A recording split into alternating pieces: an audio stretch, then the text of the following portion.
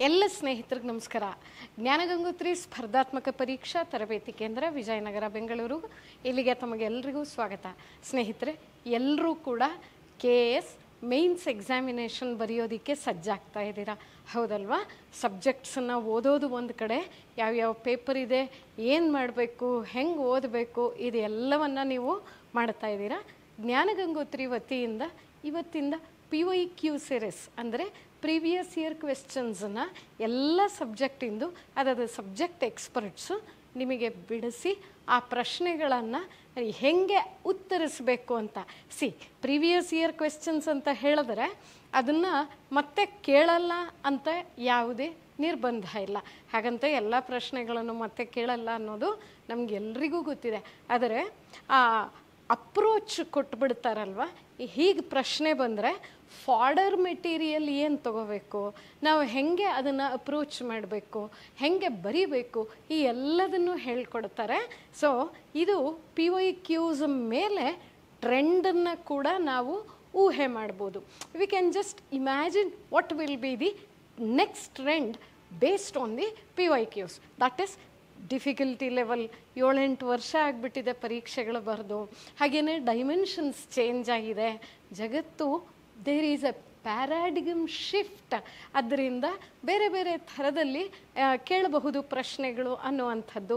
For whatever ನಮ್ಮ expert team ಏನಿದ್ದಾರೆ ನಿಮಗೆ ಎಲ್ಲದನ್ನು ಗೈಡ್ ಮಾಡ್ತಾರೆ.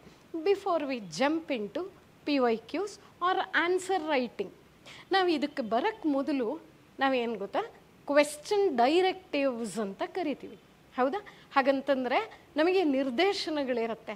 ಅಂದರೆ ಪ್ರಶ್ನೆ ಡಿಸ್ಕಸ್ ಇರ್ಬೋದು, ಡಿಟರ್ಮಿನ್ ಇರ್ಬೋದು, ಅಥವಾ ಡಿಸ್ಕ್ರೈಬ್ ಇರ್ಬೋದು, ಎಕ್ಸ್ಪ್ಲೇನ್ ಇರ್ಬೋದು, ಎಲ್ಯೂಸಿಡೇಟ್ ಅಥವಾ ಲಿಸ್ಟ್ ಔಟ್, ಈ ಥರದ ಹಲವು ಮಾತುಗಳಲ್ಲಿ ನಮ್ಮನ್ನು ಪ್ರಶ್ನೆ ಕೇಳ್ತಾರೆ.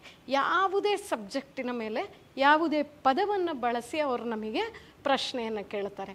ಕೇಳಿದಾಗ ನಾವು ಆ ಪದಕ್ಕೆ ಅನುಗುಣವಾಗಿ, ಅಂದರೆ what do we call it as, we call it as the directive keyword ಅಂತ ಹೇಳಿ ಕರಿತೀವಿ. ಅಂದರೆ ಪ್ರಶ್ನೆಯನ್ನು ನಿರ್ದೇಶಿಸುವಂತಹ ಒಂದು ಪ್ರಮುಖ ಪದ. ಆ ಪದವನ್ನು ಆಧರಿಸಿ 10 ಮಾರ್ಕ್ಸಿಗ, 12.5 ಮಾರ್ಕ್ಸಿಗ, 15 ಮಾರ್ಕ್ಸಿಗ ನಾ ಇದನ್ನು ಎಷ್ಟು ಬರಿಬೇಕು, ಹೆಂಗೆ ಬರಿಬೇಕು, how do I comprehend the question directive, ನಾ ಹೆಂಗೆ ಅರ್ಥೈಸ್ತೀನಿ, ಇದೇ ಬಹಳ ಪ್ರಮುಖವಾಗಿ ನಮಗೆ ಮೊದಲನೇದು ತಿಳಿಬೇಕಾಗಿರೋದು, ಹೌದಲ್ವಾ? ನಿಮ್ಮ ಬಗ್ಗೆ ಹೇಳಿ ಅಂತ ಒಂದು ಪ್ರಶ್ನೆ ಕೇಳಿದ್ರೆ ನೀವೇನು ಹೇಳಬೇಕು? ಹೆಸರು ಹೇಳಬೇಕಾ, ಮನೆ ಹೇಳಬೇಕಾ, ಕ್ವಾಲಿಫಿಕೇಷನ್ ಹೇಳಬೇಕಾ, ಮಾಡ್ತಿರೋ ವೃತ್ತಿ ಹೇಳಬೇಕಾ, ಅಥವಾ ನಾನು ಬಯಸ್ತಿರುವಂಥ ವಿಚಾರ ಹೇಳಬೇಕು, ಏನು ಹೇಳಬೇಕು, ಹೆಂಗೆ ಹೇಳಬೇಕು, ಈ ವಿಚಾರಗಳು ನಮಗೆ ಗೊತ್ತಿದ್ರೆ ಅವ್ರಿಗೆ ಯಾವುದೇ, ಯಾಕಂದರೆ ನಮ್ಗೆ ಎಲ್ಲದರದ್ದು ಮಾಹಿತಿ ಇದೆ, ಹೌದಾ? ನಮ್ಮ ಬಗ್ಗೆ ನಮಗೆ ಎಲ್ಲ ಮಾಹಿತಿ ಇದೆ. ಆದರೆ ನೀವು ಕೇಳಿದ ಪ್ರಶ್ನೆಗೆ ನಾನು ಸರಿಯಾಗಿ ಹೆಂಗೆ ಉತ್ತರಿಸಬೇಕು ಅದು ನನಗೆ ಗೊತ್ತಾಗಬೇಕು ಅಂತಂದರೆ ಈ ಕ್ವೆಶ್ಚನ್ ಡೈರೆಕ್ಟಿವ್ ವರ್ಡ್ಸ್ ಅಂತ ಹೇಳ್ತೀವಲ್ಲ, ಅದನ್ನು ನಾವು ಕರೆಕ್ಟಾಗಿ ಕಾಂಪ್ರಹೆಂಡ್ ಮಾಡುವಂಥದ್ದು, ಅಂದರೆ ಅರ್ಥೈಸುವಂಥದ್ದನ್ನು ಕಲ್ತ್ಕೊಂಡ್ಬಿಡ್ಬೇಕು. ಸ್ನೇಹಿತರೆ, ಇಲ್ಲಿ ಈವರೆಗಿನ ಪ್ರಶ್ನೆ ಪತ್ರಿಕೆಗಳಲ್ಲಿ ಕೇಳಲಾದ ಎಲ್ಲ ಡೈರೆಕ್ಟಿವ್ಸನ್ನು ನಾವು ಕಲ್ತ್ಕೊಳ್ತೀವಿ. I will be discussing with you. Okay, so ನಾವಿಲ್ಲಿ ಅದನ್ನು ನೋಡ್ಕೊಳ್ಳೋವಾಗ ಎಲ್ಲ ಪ್ರಶ್ನೆಗಳನ್ನು ತುಂಬಿಸಿಲ್ಲ. ಫ್ರೆಂಡ್ಸ್, ಬಿ ಇಟ್ ನೋನ್, ಇವತ್ತಿನ ಸೆಷನ್ನಲ್ಲಿ ನಾವು ಬರೀ ಪ್ರಶ್ನೆಗಳ ಎಕ್ಸಾಂಪಲ್ಸನ್ನು, ಅಂದರೆ ಉದಾಹರಣೆಗಳನ್ನು ಮಾತ್ರ ಇವತ್ತು ತುಂಬ ಡೀಟೇಲಾಗಿ ಪದಗಳನ್ನು ಡಿಸೈಫರ್ ಮಾಡ್ಕೊಂಡ್ಬಿಡ್ತೀವಿ. ಇವತ್ತು ಈ ಥರದ ಪದವನ್ನು ಬಳಸಿ ಯಾವ ಪ್ರಶ್ನೆಯನ್ನು ಕೇಳಲಾಗಿದೆ ಅನ್ನುವಂಥ ಎಕ್ಸಾಂಪಲ್ಸನ್ನು ನೋಡ್ಕೊಂಡ್ಬಿಡ್ತೀವಿ. PYQ ಸರಣಿಯಲ್ಲಿ ಆ ಸಬ್ಜೆಕ್ಟ್ ಎಕ್ಸ್ಪರ್ಟು ಆ ಥರದ ಅಥವಾ ಆ ವಿಷಯಕ್ಕೆ ಸಂಬಂಧಿಸಿದ ಪ್ರಶ್ನೆಗಳನ್ನು ನಾವು ಬಿಡಿಸ್ತಾ ಹೋಗ್ತೀವಿ, ಸರಿ ಅಲ್ವಾ?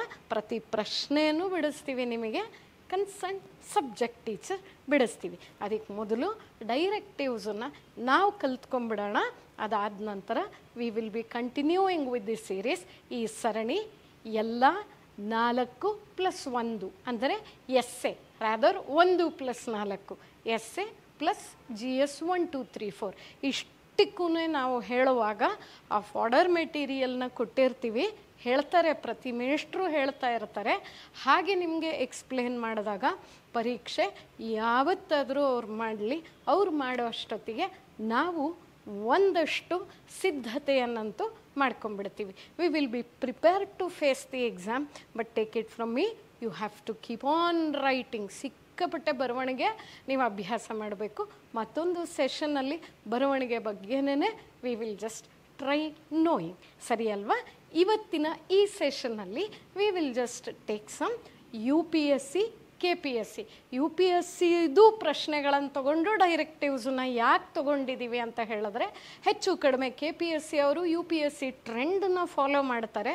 UPSC ಅಂತೂ except for that very short period of corona ಅಲ್ಲಷ್ಟೇ ಡಿಸ್ಟರ್ಬ್ ಆಗಿದ್ದು ಶೆಡ್ಯೂಲ್ಸು, ಅದು ಬಿಟ್ಟರೆ ಮಿಕ್ಕಿದ ಪ್ರತಿ ವರ್ಷ ನಡೆಸ್ತಾ ಇದ್ದಾರಲ್ವ, ಅದನ್ನು ನಾವು ಸ್ವಲ್ಪ ಟ್ರೆಂಡ್ ಫಾಲೋ ಮಾಡ್ತೀವಿ. ಆದ್ದರಿಂದ ಡೆಫಿನೆಟ್ಲಿ ಎರಡೂ ಒಂದಕ್ಕೊಂದು ಸಂಬಂಧ ಇಲ್ಲದಿರುವಂಥ ಕವಲುಗಳು ಆದರೂ ಕೂಡ ಒಂದು ಹಂತಕ್ಕೆ, ಒಂದು ಮಟ್ಟಕ್ಕೆ ನಾವು ಅದನ್ನು ಅನುಕರಿಸ್ತೀವಿ. ಆದ್ದರಿಂದ UPSCಯಲ್ಲಿ ಕೇಳಲಾದ ಪ್ರಶ್ನೆಗಳನ್ನು ನಾನು ಹೇಳ್ತಾ ಇದ್ದೀನಿ ಸ್ನೇಹಿತರೆ, ಎಲ್ಲ ಪ್ರಶ್ನೆಗಳಲ್ಲ, ಕೆಲವು ಪ್ರಶ್ನೆಗಳನ್ನು ನಾವಿಲ್ಲಿ UPSC ಆ್ಯಸ್ ವೆಲ್ KPSCಯ ಕೆಲವು ಪ್ರಶ್ನೆಗಳನ್ನು ಉದಾಹರಣಾ ರೂಪವಾಗಿ ಮಾತ್ರ ಇಲ್ಲಿ ಪ್ರಸ್ತುತಪಡಿಸ್ತಿದ್ದೀವಿ.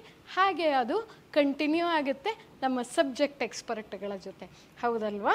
ಸೊ ನಾವು ಜ್ಞಾನಗಂಗೋತ್ರಿ ಕೇಂದ್ರ ರಾಜ್ಯ ಲೋಕಸೇವಾ ಆಯೋಗದವರು ನಡೆಸುವಂಥ ಪರೀಕ್ಷೆಗಳಲ್ಲಿ ಮುಖ್ಯ ಲಿಖಿತ ಪರೀಕ್ಷೆ, ಮೇನ್ಸ್ ರಿಟನ್ ಎಕ್ಸಾಮಿನೇಷನ್, ಇದರಲ್ಲಿ ಇರುವಂಥ ಪ್ರಶ್ನಾರ್ಥಕ ಪದಗಳನ್ನು ಅರ್ಥೈಸುವುದು ಹೇಗೆ, how to comprehend the question directive words ಅನ್ನುವಂಥದ್ದನ್ನು we will be discussing in detail in this particular session. So ನಾವು ಮೊದಲನೇ ಪದ ಯಾವುದು ಅಂತ ಹೇಳಿದ್ರೆ, ಮೊದಲನೇ ಪದ let us just see here which ever is the very important words, we will just see that. ಚರ್ಚಿಸಿ ಅಂತ ಹೇಳಿ ಕೇಳ್ತಾರೆ, ಹೌದಲ್ವಾ? ಚರ್ಚಿಸಿ ಅಂತ ಹೇಳಿ ಕೇಳಿದ್ರೆ here we are saying discuss ಅಂತ ಹೇಳಿ ಇಂಗ್ಲೀಷಲ್ಲಿ ಬಂದಿರತ್ತೆ. ಸ್ನೇಹಿತರೆ ನೋಡಿ, ವಿವರಿಸಿ, ಸರಿನಾ? ಹಾಗೇನೇ ವಿಷದಿಸಿ, ಹಾಗೇನೇ ಇದನ್ನು ವಿಸ್ತರಿಸಿ, ಈ ಎಲ್ಲದಕ್ಕೂ ಎಕ್ಸಾಂಪ್ಲಿಫೈ, ಎಕ್ಸ್ಪ್ಯಾಂಡ್, ಎಲಾಬೊರೇಟ್, ಎಲ್ಯೂಸಿಡೇಟ್ ಈ ಪದಗಳನ್ನು ಬಳಸ್ತಾರೆ. ಅದರಿಂದ ನಾವು ಇಂಗ್ಲೀಷ್ ಮತ್ತು ಕನ್ನಡ ಪದಗಳನ್ನು ಸರಿ ಇಲ್ಲಿ ಹೀಗೆ ಲಿಸ್ಟ್ ಮಾಡ್ಕೊಂಡಿದ್ದೀವಿ, ಹೌದಲ್ವಾ? ಚರ್ಚಿಸಿ ಅನ್ನುವಂಥದ್ದು ಬಹಳ ಹೆಚ್ಚಾಗಿ ಬಳಸುವಂತಹ ಪ್ರಶ್ನಾ ಪದ ಇದಾಗಿದೆ. ಫ್ರೆಂಡ್ಸ್, ಗೊತ್ತಿದೆ ಅಲ್ವಾ? ಇದನ್ನು ಅತಿ ಹೆಚ್ಚಿಗೆ ಬಳಸುವಂಥ ಪ್ರಶ್ನಾ ಪದ ಅಂತ ಹೇಳಿ ಹೇಳ್ತಾ ಇದ್ದಾರೆ. ಹಾಗಂತಂದರೆ yes friends, this is the most frequently used directive. How do I write an answer for this particular word? How should I comprehend? What should my answer comprise? ನನ್ನ ಉತ್ತರ ಏನನ್ನು ಒಳಗೊಂಡಿರಬೇಕು, ನಾ ಹೆಂಗೆ ಬರಿಬೇಕು ಅಂತ ಹೇಳಿದ್ರೆ ಒಂದು ವಿಷಯ ಅಥವಾ ವಾದ ಅಂತ ಹೇಳಿ ಹೇಳ್ತಾ ಇದ್ದಾರೆ. That means a topic, all aspects of a topic ಅಂತ ಹೇಳಿ ಮಾತಾಡ್ತಿದ್ದಾರೆ. ವಾದದ ಎಲ್ಲ ಅಂಶಗಳನ್ನು ಗಣನೆಗೆ ತಗೋಬೇಕು. You have to take every aspect of that particular topic, of that particular argument, of that particular subject. ಪ್ರಶ್ನೆಯಲ್ಲಿ ಏನು ಕೇಳಿರ್ತಾರೆ ಅದನ್ನು ನಾವು ಗಣನೆಗೆ ತೆಗೆದುಕೊಂಡು ಅದರ ಆಳವಾದ ಉತ್ತರವನ್ನು ಬರೆಯೋದಕ್ಕೆ, yes friends, you will have to write an in-depth answer taking into consideration all the aspects. ತಗೊಂಡು ಇದಕ್ಕೆ ತಾರ್ಕಿಕವಾದವನ್ನು ಪ್ರಸ್ತುತಪಡಿಸಬೇಕು ನೀವು. It has to be a logical argument presentation ಅಂತ ಹೇಳಿ ನಿಮ್ಮಿಂದ ಎಕ್ಸ್ಪೆಕ್ಟ್ ಮಾಡ್ತಾರೆ. ನಿಮ್ಮಿಂದ it has to be a logical argument presentation ಅಂತ ಹೇಳಿ ಎಕ್ಸ್ಪೆಕ್ಟ್ ಮಾಡ್ತಾರೆ. ಹಾಗಂತಂದರೆ ಒಂದು ವಿಚಾರದಲ್ಲಿ ಎಷ್ಟೆಲ್ಲ ಅಂಶಗಳಿದೆ ಅದನ್ನು ತಗೊಂಡು ನಾವದಕ್ಕೆ ಎಸ್ ಇದು ಸರಿ ಯಾಕೆ, ತಪ್ಪು ಯಾಕೆ, ವೈ ಡು ಐ, ಚರ್ಚೆ ಅಂತ ಹೇಳಿದಾಗ ಎಲ್ಲ ಅಂಶಗಳು ಅದರಲ್ಲಿ ಇನ್ಕ್ಲೂಡ್ ಆಗಿರಬೇಕು ಅನ್ನುವಂಥದ್ದು ಸರಿ, ಹೌದಲ್ವಾ? ಹಾಗಂತಂದರೆ ಇದನ್ನು ಮುಂದೆ ಮತ್ತೂ ವಿಸ್ತರಿಸ್ತಾ explaining this further or learning this further, how do we say this ಅಂತ ಹೇಳಿದ್ರೆ, ಸಿ ಹಿಯರ್, ಉತ್ತರ ಬರವಣಿಗೆಯ ವಿಚಾರವಂತಿಕೆಯನ್ನು ಪುರಾವೆಗಳೊಂದಿಗೆ ಬಲಪಡಿಸಿ. Yes friends, we have to strengthen it with evidences. ಇದಕ್ಕೆ ಏನು ಪ್ರೂಫು? ಹಿಂಗೆ ಹೇಳ್ತಾ ಇದ್ದೀರಾ ಅಲ್ವಾ, ನಾನು ನಂಬಬೇಕು ಅಂತಂದರೆ, ಅಥವಾ ನಾ ಇದನ್ನು ಸರಿ ಅಂತ ಹೇಳಿ ಪರಿಗಣಿಸಬೇಕಾಗಿದ್ದರೆ what do I do, how should I do ಅಂತ ಹೇಳಿದ್ರೆ, ಸೊ ನಾವು you have to is expected where the reasoning is backed up with evidence. ಹೇಳ್ತಾ ಇರುವಂಥ ಮಾತು ಸಾಕ್ಷಿ ಪುರಾವೆಗಳಿಂದ ಅದು ಬಲವರ್ಧಿತವಾಗಿರಬೇಕು. It has to be backed up with evidence ಅಂತ ಹೇಳಿ ಹೇಳ್ತಾ ಇದ್ದಾರೆ. ಸೊ ವಾದದ ಪರವಾಗಿ what ever is the argument, what ever is the topic, you will have to write for and against. ವಾದದ ಪರವಾಗಿ ಮತ್ತು ವಿರುದ್ಧವಾಗಿ ಯಾವುದೋ ಒಂದು ಚರ್ಚೆಯ ಪ್ರಕಾರವನ್ನು ನೀವು ರೂಪಿಸಬೇಕು ಅಂತ ಹೇಳಿ ನಿರೀಕ್ಷಿಸ್ತಾರೆ. ಫ್ರೆಂಡ್ಸ್, ಏನು ಗೊತ್ತಾ, ನಾನು UPSC ಅಥವಾ KPSC ಮೇನ್ಸ್ ಬರೆಯುವಾಗ ಬರೀ ಕಾನ್ಸೆಪ್ಟೇ ಬರೀಬೇಕಾ, ಬರೀ ಫ್ಯಾಕ್ಟೇ ಬರೀಬೇಕಾ ಅಂತಂದರೆ it is both.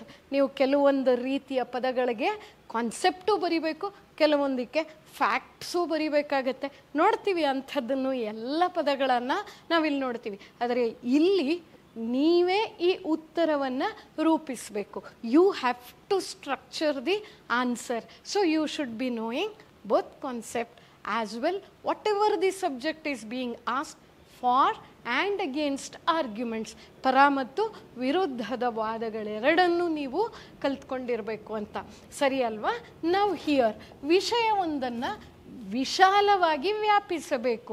It has to be a very broad coverage of any issue what ever is asked in the question. Mind you, ಪ್ರಶ್ನೆಯಲ್ಲಿ ಕೇಳಲಾದಂತಹ ಮಾತಿನ ಅಥವಾ ಪ್ರಶ್ನಾರ್ಥಕ ಪದದ ವಿಚಾರದ ಅತ್ಯಂತ ವ್ಯಾಪಿತವಾದಂತಹ ವಿಶಾಲ ವ್ಯಾಪಿಯಾಗಿ ಪರಿಗಣಿಸಬೇಕು. ಅಂದರೆ ನಾ ಏನೇನನ್ನು ಕಲ್ತ್ಕೋಬೇಕು ಅಂತ ಹೇಳಿದ್ರೆ, ಧನಾತ್ಮಕ, ಋಣಾತ್ಮಕ, it has to be positive as well as negative. Both the aspects let us consider, because nothing in this world is absolutely good or absolutely bad. So we have to consider dhanatmaka, runatmaka, positives and negatives. ಅದಾದಮೇಲೆ ಕಾರಣಗಳು ಮತ್ತು ಪರಿಣಾಮಗಳು, that is reasons, causes and consequences. Causes and consequences ಎರಡನ್ನೂ ಕೂಡ ನಾವು ನೋಡಬೇಕು ಅಥವಾ ಬರೀಬೇಕು, ರೂಪಿಸಬೇಕು. ಸಾಮರ್ಥ್ಯ ದೌರ್ಬಲ್ಯಗಳನ್ನು ಉಲ್ಲೇಖಿಸಬೇಕು. That is what is it that you have to illustrate. It is the strength, weaknesses. ಹೌದಾ? See how broad it has become. It is positive, negative, yes, and it is causes and consequences, and now it is strengths and weaknesses. ಹೌದಲ್ವ ಸ್ನೇಹಿತರೆ? ಈ ಇಷ್ಟನ್ನು ನೀವು ಪರಿಗಣಿಸಿ discuss ಅನ್ನುವಂಥ ಪದಕ್ಕೆ ಉತ್ತರವನ್ನು ರೂಪಿಸಬೇಕು ಅನ್ನುವಂಥದ್ದು ಗೊತ್ತಿರಲಿ. ಇವೆಲ್ಲವೂ ಕೂಡ ಪ್ರಾಕ್ಟೀಸ್ ಸೆಷನ್ಸಲ್ಲಿ ಮುಗಿದೋಗಿರಬೇಕು ನಮ್ಮ ಕಲಿಕೆ. ನಾವು ತುಂಬ ಪ್ರಶ್ನೆಗಳನ್ನು ಬಿಡಿಸ್ತಾ ಇರಬೇಕು. ಹಾಗಾದಾಗ ನಮಗೆ ಪರೀಕ್ಷಾ ಹಾಲಲ್ಲಿ ಅಷ್ಟೊಂದು ಕಷ್ಟ ಅನಿಸೋದಿಲ್ಲ. ಹೌದಲ್ವಾ? ಸೊ ನಾವು moving further, what should be my approach? ಯಾಕಂದರೆ ಯಾವಾಗೂ ಅಷ್ಟೇನೆ ನನ್ನ ಪೇಪರ್ ಅಪ್ರೋಚ್ ಏನು, ಆನ್ಸರಿಂಗ್ ವಿಧಾನ ಏನು ಅನ್ನುವಂಥದ್ದು ಗೊತ್ತಿರಬೇಕು. ನಾನು ಫಸ್ಟೊಂದು ಪರಿಚಯ ಅಥವಾ what do I write an intro, ಒಂದು ಪೀಠಿಕೆಯನ್ನು ಬರೆದು ಬಿಡ್ತೀನಿ. An introduction rather I write about the subject whatever. Friends, mind you, ನಾ ಬರೆಯೋ ಎಲ್ಲವೂ ಕೂಡ ಅವ್ರು ಕೇಳಿದ ಅಂಕಗಳಿಗೆ ಅನುಗುಣವಾಗಿ ಅದೇ ಪದ ಸಿರಿ ಅಷ್ಟೇ ಪದಗಳಲ್ಲಿ ಬರಿಬೇಕು. The word limit is also very important. Is that okay? So ನಾನೇನು ಮಾಡಬೇಕು ಅಂತ ಹೇಳಿದ್ರೆ, ಆನ್ಸರ್ ಅಪ್ರೋಚಲ್ಲಿ ಫಸ್ಟ್ ಪರಿಚಯ ಬರೆದು ಬಿಡ್ತೀನಿ, ಇಂಟ್ರಡಕ್ಷನ್ ಐ ಡು ರೈಟ್. ಅದಾದಮೇಲೆ ಧನಾತ್ಮಕ, ಋಣಾತ್ಮಕ ಅಂಶಗಳನ್ನು ಪರಿಗಣಿಸ್ತೀನಿ. Okay, that is I progress with positive and negative aspects of the questioned pattern or the questioned issue. ಆನಂತರ ಕಾರಣಗಳು, ಪರಿಣಾಮಗಳನ್ನು, ಅಂದರೆ ನಾವಿಲ್ಲಿ ಹೇಳ್ತಾ ಇರೋದು ಹೆಂಗೆ ಜೋಡಿಸಬೇಕು ನಮ್ಮ ಉತ್ತರವನ್ನು ಅಂತ ಹೇಳಿಬಿಟ್ಟು. ಯಾಕಂದರೆ ಈ ಥರದ ಪ್ರಶ್ನೆಗಳಿಗೆ 1, 2, 3 ಅಂತ ನಂಬರ್ ಹಾಕಿ ಪಾಯಿಂಟ್ಸಲ್ಲಿ ಬರೆದು ಹಾಗೆ ಮಾಡೋ ಹಾಗಿಲ್ಲ. We have to weave it like a newspaper article. ಅದು ಒಂದು ವೃತ್ತಪತ್ರಿಕೆಯ ಒಂದು ಲೇಖನದಂತೆ ನಾವು ಹೆಣಿಬೇಕು.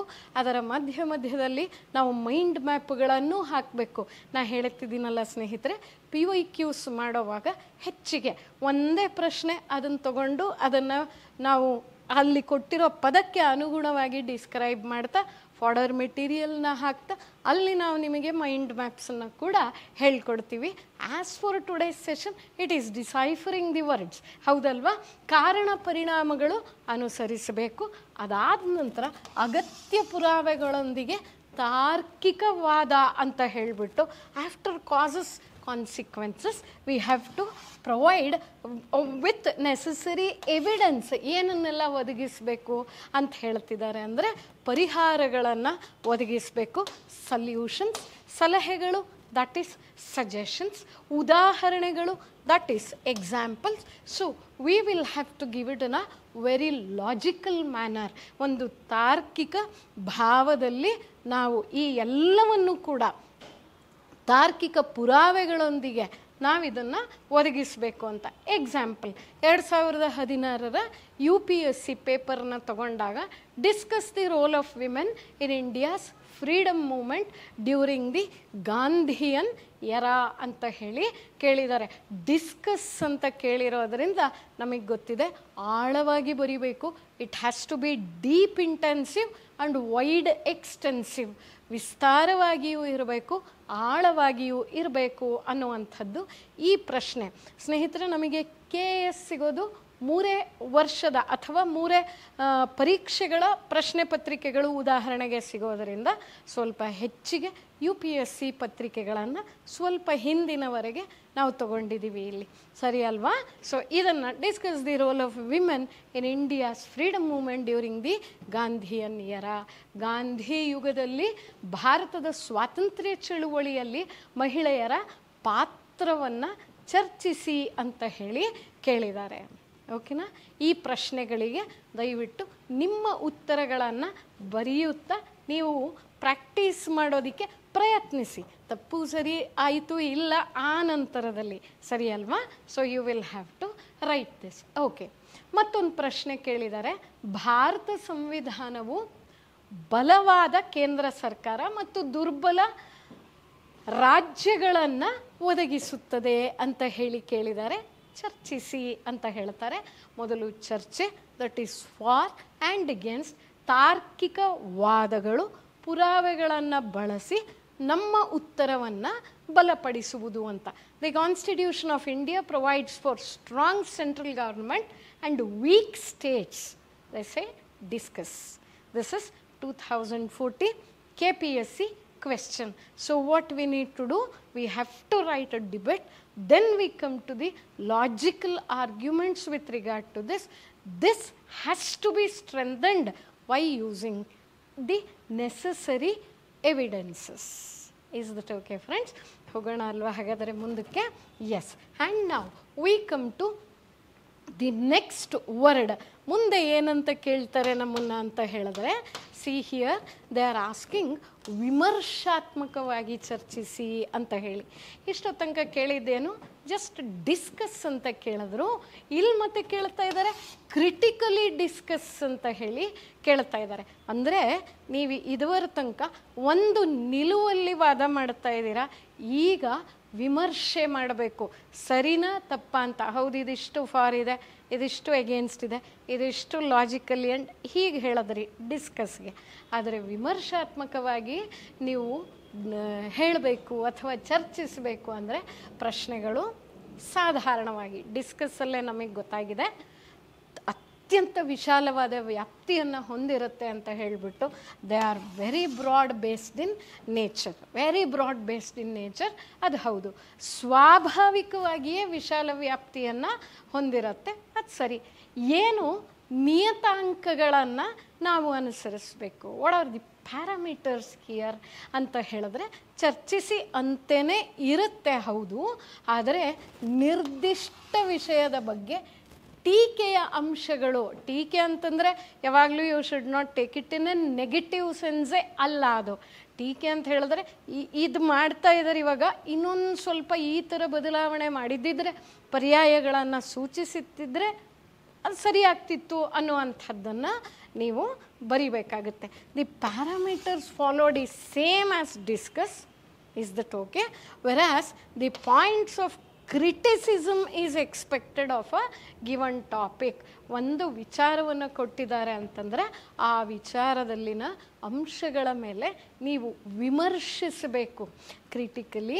ಇಲ್ಲಿ you should not take it in a negative sense.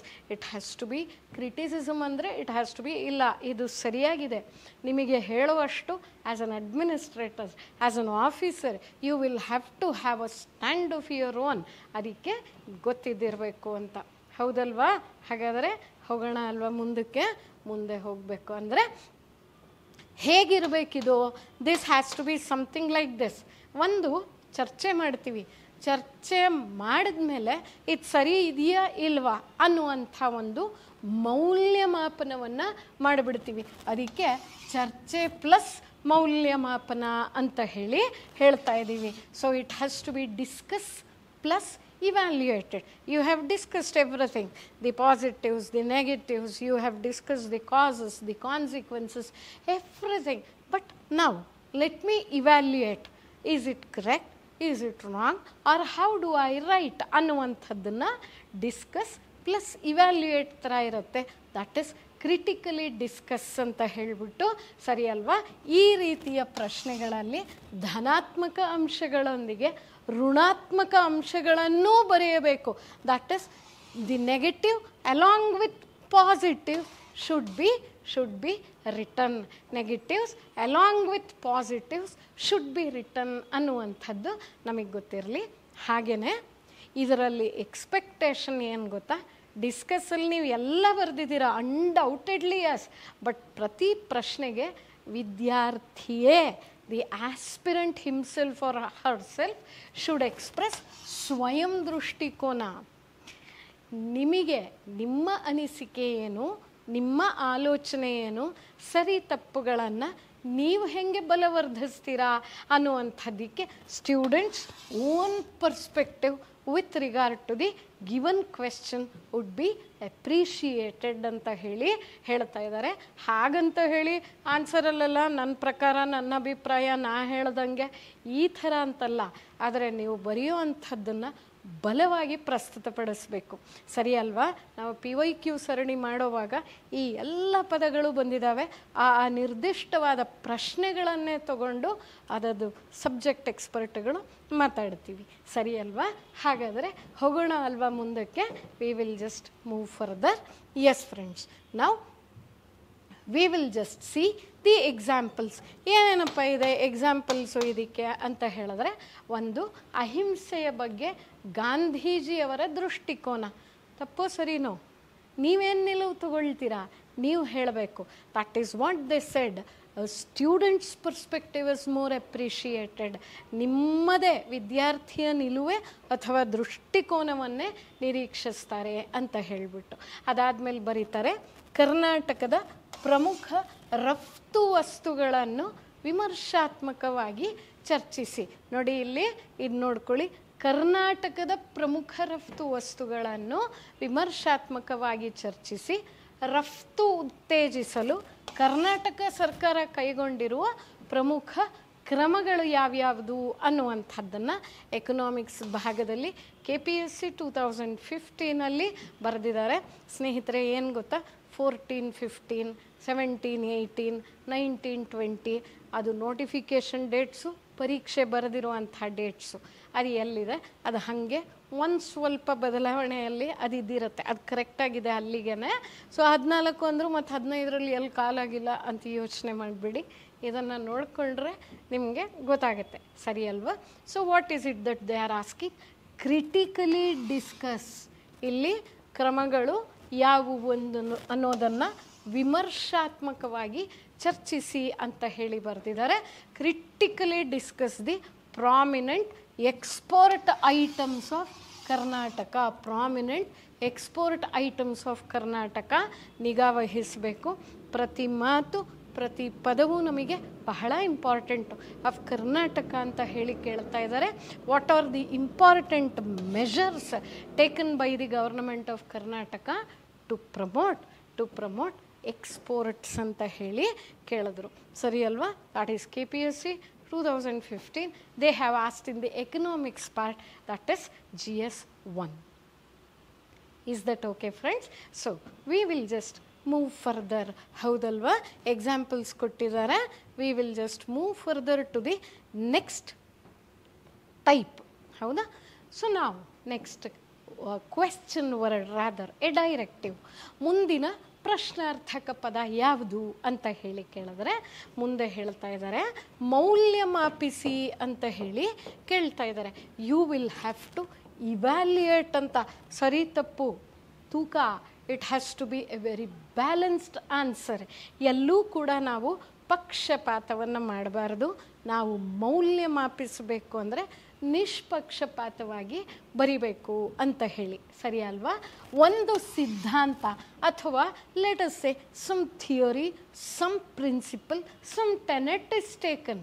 Okay, ನಿರ್ದಿಷ್ಟ ವಾದ, ಎ ಸ್ಪೆಸಿಫಿಕ್ ಆರ್ಗ್ಯುಮೆಂಟ್ ಅಥವಾ ಹೇಳಿಕೆ, a statement, a specific argument or a statement ಎಷ್ಟರ ಮಟ್ಟಿಗೆ ನೀವು ಒಪ್ತೀರಿ ಅಥವಾ ಒಪ್ಪೋದಿಲ್ಲ ಅನ್ನೋದಕ್ಕೆ ಇದು ನಿದರ್ಶನ. This is a demonstration. I agree, yes, or I don't agree. Both aspects are there. I will have to balance it. ಅದನ್ನೇ ಮತ್ತೆ ಇವ್ಯಾಲ್ಯೂಯೇಟ್ ಅಂತ ಹೇಳಿ ಕೇಳ್ತಾ ಇದ್ದಾರೆ. Demonstration of the extent to which you agree or you disagree. Is that okay? With a particular argument, statement of a hypothesis, ಒಂದು ಸಿದ್ಧಾಂತದ ಒಂದು ಮಾತು, ಇದು ಹೆಂಗೆ ಅನ್ನುವಂಥದ್ದನ್ನು ಹೇಳ್ತೀವಿ. ಸರಿ ಅಲ್ವಾ? ಅದಾದಮೇಲೆ ಸಾಕ್ಷ್ಯಾಧಾರದ ಬೆಂಬಲದೊಂದಿಗೆ once again you will have to provide evidences to say that yes, why is it that I am giving more weightage on this part? Why is it? I am not partial. I don't have anything that should bias this. ಇದನ್ನು ನಾನು ಯಾವುದೇ ಪಕ್ಷಪಾತದ ರೀತಿಯಲ್ಲಿ ಅಥವಾ ಭಾವನೆಯಲ್ಲಿ ಹೇಳಿಲ್ಲ. ಅದಕ್ಕೆ ಏನಪ್ಪ ಸಾಕ್ಷಿ ಅಂತ ಹೇಳಿದ್ರೆ ಇಲ್ಲಿ ಎಲ್ಲ ಬೆಂಬಲ ಯಾವುದಕ್ಕೆ? ಸಾಧಕ ಬಾಧಕಗಳ ಎ ಹೋಲಿಸ್ಟಿಕ್ ಅನಾಲಿಸಿಸ್, ಒಟ್ಟಾರೆ ವಿಶ್ಲೇಷಣೆಯ ಮೇಲೆ ನಿರ್ಧಾರ ಅಥವಾ ತೀರ್ಮಾನಕ್ಕೆ. I have to conclude coming on arrive at a decision ಅಂತ ಹೇಳ್ತಾ ಇದ್ದಾರೆ.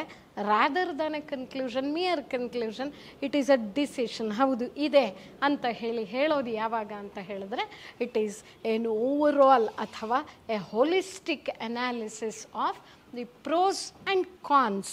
ಪ್ರೋಸ್ ಆ್ಯಂಡ್ ಕಾನ್ಸ್, ಸಾಧಕ ಬಾಧಕಗಳು, backed by evidence. Is that okay? Backed by evidence, ಪುರಾವೆಗಳೊಂದಿಗೆ.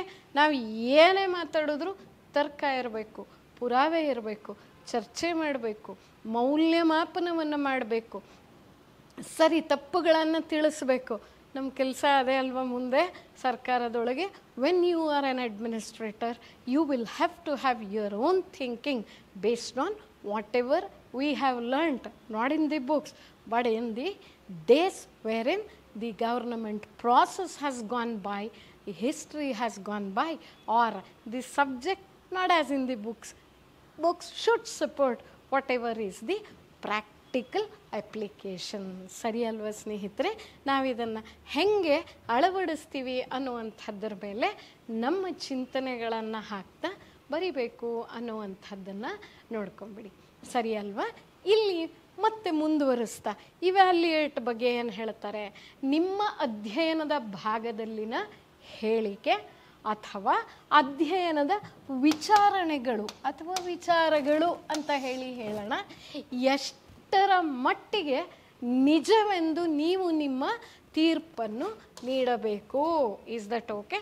You have made some research, you have come to know. ನೀವೇ ಮಾಡಿಬಿಟ್ಟಿದ್ದೀರಾ, ಒಂದಷ್ಟು ಸಂಶೋಧನೆಯನ್ನು, ಇದರ ಬಗ್ಗೆ ಅನ್ವೇಷಣೆಯನ್ನು ಮಾಡಿದ್ದೀರಾ.